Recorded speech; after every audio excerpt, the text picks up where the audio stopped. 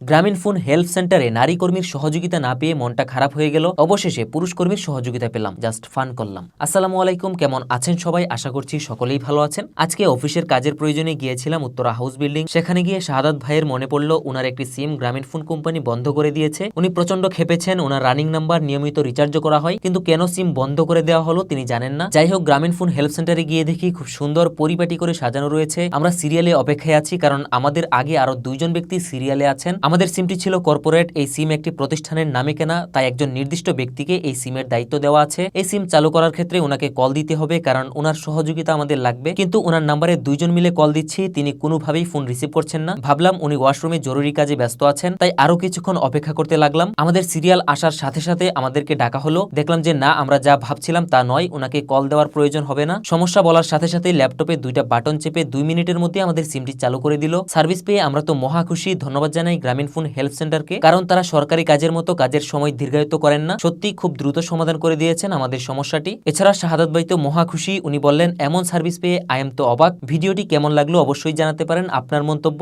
ভালো লাগলে অবশ্যই আমাদের পেজটি ফলো করবেন।